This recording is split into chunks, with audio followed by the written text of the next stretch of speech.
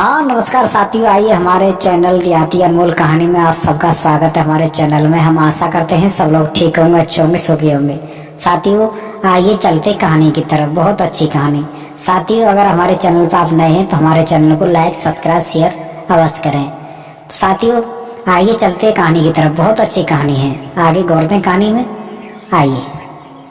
मेरे भक्तों, मैं आप सभी के सामने एक दर्द भरी भूखी चिड़िया की कहानी लेके चल रही हूँ। बात बहुत वर्षों पहले की है। एक गांव में एक टिंकू चिड़िया अपने परिवार के साथ एक घोंसले में रहती थी। उसके परिवार में माता पिता और 5 भाई थे। वह चिड़िया अपने सभी भाई बहनों में छोटी थी। टिंकू चिड़िया के पंख सुनहरे और मुलायम थे।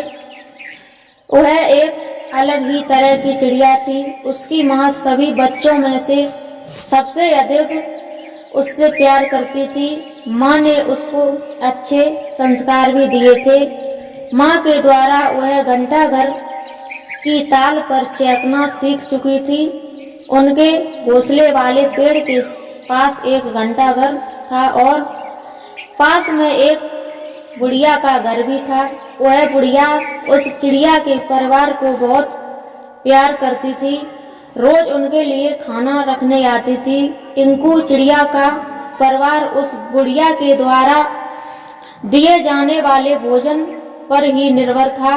टिंकू चिड़िया का परिवार यह समझने लगा था कि बुढ़िया ही मुझे हमेशा भोजन देती रहेगी। लेकिन कुछ दिनों बाद उस बुढ़िया की तबीयत ठीक नहीं रहने पर उस घर के बाहर नहीं आ सकती थी। उसके परिवार के अन्य सदस्य टिंकू चिड़िया और उसके परिवार के लिए भोजन नहीं लाते थे। कुछ ही दिन बाद उस बुढ़िया की मौत हो गई। अब टिंकू चिड़िया और उसके परिवार की भूखे रहने की नौबत आ गई थी। टिंकू चिड़िया ने उसके पिता से कहा, मुझे खाना चाहिए, बहुत भूख लगी है। तब उसकी बात सुनकर उसके पिता ने कीड़ों का शिकार करने का फैसला लिया। उसके पिता शिकार करने के लिए जाते हैं। बहुत ढूंढने पर उन्हें 3 कीड़े मिलते हैं, लेकिन उनके परिवार में तो 8 सदस्य थे। वह भोजन सभी के लिए पर्याप्त नहीं था। तब उनके पिता ने सबसे छोटे 3 बच्चों को खिलाने की सोची। केवल 3 बच्चों को ही भोजन मिल पाया। टिंकू चिड़िया, उसकी माँ और उसके भाई बहन भी इधर उधर घरों की खिड़कियों में भोजन के लिए चोंच मार रहे थे, लेकिन उन्हें कुछ नहीं मिल रहा था। एक बार किसी घर के मालिक ने टिंकू और उसकी माँ तथा एक भाई पर राख फेंक दी, जिससे वे तीनों भूरे रंग के हो गए।